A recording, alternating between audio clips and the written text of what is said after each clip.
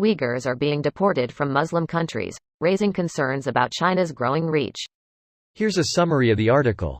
In Saudi Arabia between 2018 and 2020, at least one Uyghur Muslim was allegedly detained and deported after performing the Umrah pilgrimage in Islam's holiest cities. As Beijing's global influence expands, rights activists fear that even as Western nations take China to task over its treatment of Uyghurs, countries in the Middle East and beyond will increasingly be willing to acquiesce to its crackdown on members of the ethnic group at home and abroad.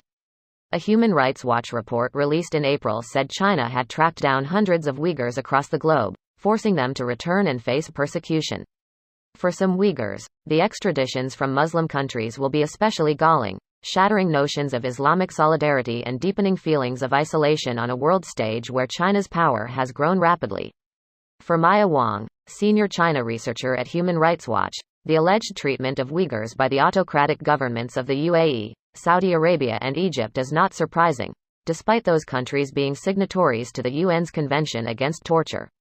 Even in Muslim countries that have traditionally been seen as places of safety for Uyghur Muslims, the sand is shifting. Turkish officials have sought to reassure Uyghurs, as well as the Turkish public, that they will not extradite Uyghurs back to China.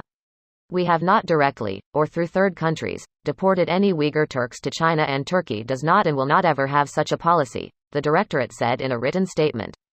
This post received a score of 23,000, with an upvote ratio of 91%.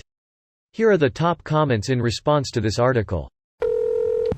Read the article. So apparently some of those guys were arrested while participating in the Hajj to Mecca. So if I'm understanding this correctly, the Muslim monarchy of Saudi Arabia arrests people who are performing one of the 5 pillars of Islam, and extraditing them to China, who is trying to eradicate the Muslim population. So much for solidarity in the faith. The leadership of SA don't really care about their faith as much as they claim. I'll admit I don't fully understand this issue because it is grossly undercovered in the West, but why does China want them back if the point of re-education camps is to decrease the Uyghur population to begin with? Is it just to silence dissidents and prevent the issue from gaining more international attention? The goal isn't strictly to decrease the Uyghur population, it is to completely assimilate them into the majority Ha population. Them being different in race and religion is seen as separatism standing in the way of a unified, and completely dictatorial, China. Don't let anyone escape their fate and tell the world of the atrocities happening too. Once the people are gone, their mosques destroyed, and their language forgotten, will China be satisfied? Greater than the goal isn't strictly to decrease the Uyghur population.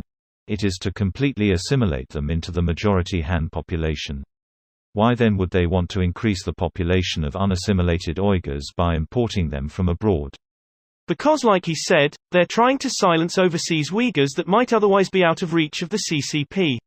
Could prevent radicalization and separatist activity as well if you work on assimilation rather than letting parts of the demographic be spread around the world. Why is it bad if Uyghurs want to leave China forever? And why does China see fit to police the thoughts of people that live thousands of miles away? They probably learned from Tibet. Tibet has more than 100,000 refugees around the world, who created a government in exile, with their own villages and cities in India, and have been gaining sympathies from all the West. They would rather not have another group like this. It goes against the CCP narrative that Tibetans and Uyghurs are happy, enjoying economical growth and are proud Chinese people thanks to a benevolent dictatorship. Saudi Arabia is the shittiest Arab nation by far. Not by far actually. It's not like the others are progressive, I mean, none of them have pride parades still.